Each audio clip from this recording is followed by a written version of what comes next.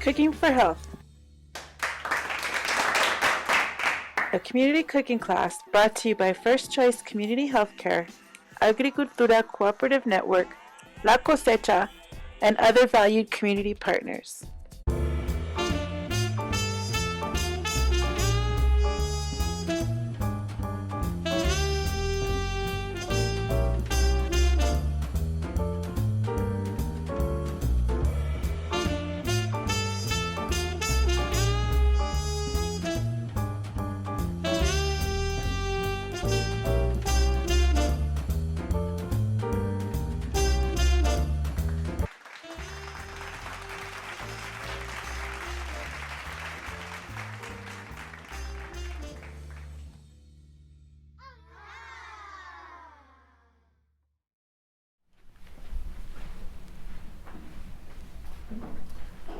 I'm Dr. Jesse Barnes. I'm one of the family medicine doctors here at First Choice South Valley, and welcome to this month's Cooking for Health online videos.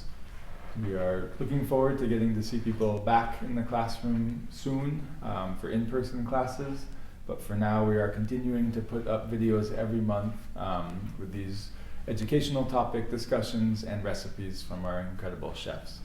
The topic this month is sugar substitutions.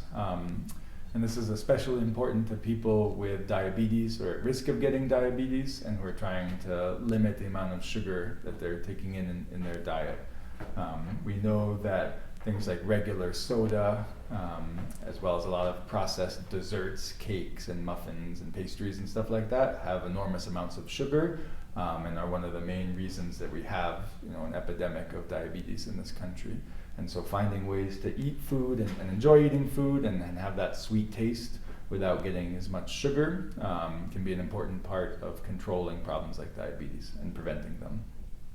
There are a variety of ways that you can substitute for sugar. And so the first category we have are what are called artificial sweeteners.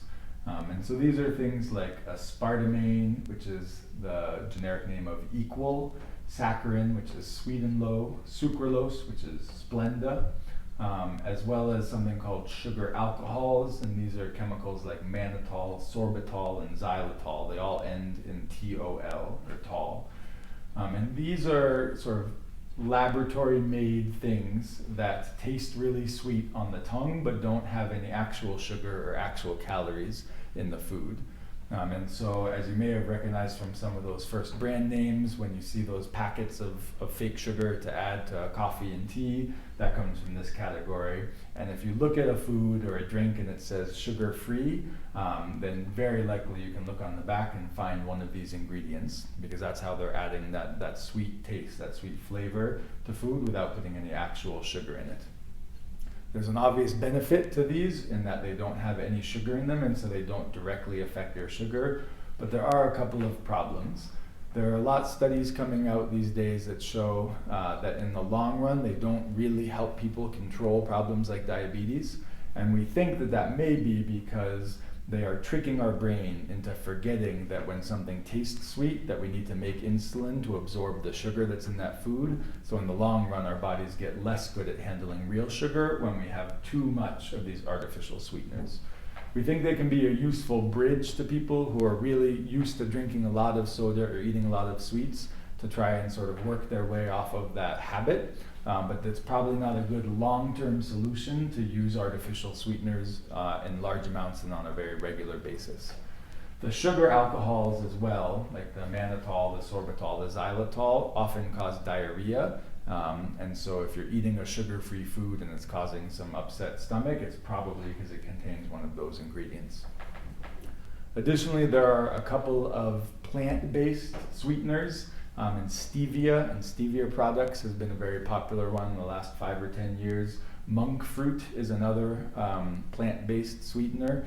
And again, these are naturally occurring foods. They come from actual plants. They weren't made in a lab. And they do the same thing as the artificial sweeteners in that they taste sweet without having any actual sugar and affecting our sugar levels directly. They may cause some similar issues in terms of tricking our bodies into forgetting that the taste of sweet comes along with an actual amount of sugar, and so they may again not be a great long-term solution, but they are a more naturally occurring alternative to using large amounts of sugar and to using the artificial sweeteners. And then there are other sweeteners that are not necessarily sugar, and so that's things like honey and agave nectar, and a variety of other sort of what people call or advertise as more natural sweeteners. Now those do have sugar in them, and if you have diabetes or worried about getting diabetes, they will affect your sugar levels directly. In many cases, their sugar is not quite as concentrated as some of the artificial sugars, and it's definitely not as concentrated as things like high fructose corn syrup.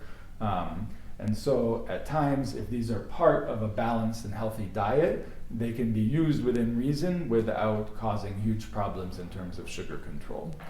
But in the big picture, what we really recommend is focusing not so much on using some of the artificial sweeteners and the other sweeteners, but continuing to eat a balanced diet to make sure you're getting enough fruits and vegetables and whole grains and healthy proteins, to focus on a plant-based diet, especially in terms of those proteins, and to try and work your way out of the habit of needing food to taste extremely sweet and to drinking lots of sodas and sweetened beverages and eating lots of sweets, but to make sweets more of a special occasion kind of thing.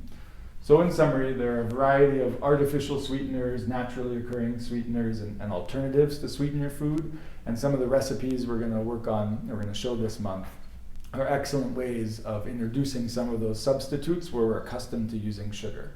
But again, we want this to be part of a balanced diet, and we want people to remember that there's really no substitution for eating that healthy, balanced diet, even when you're using sugar substitutes. Thanks again for watching the video this month. Please subscribe to our YouTube channel so you can see when future videos are posted. And we hope you enjoy the recipes that our chefs will demonstrate in the videos this month.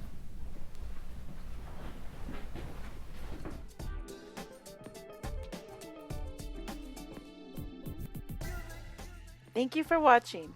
Tune in for the next fun and healthy recipe from Cooking for Health.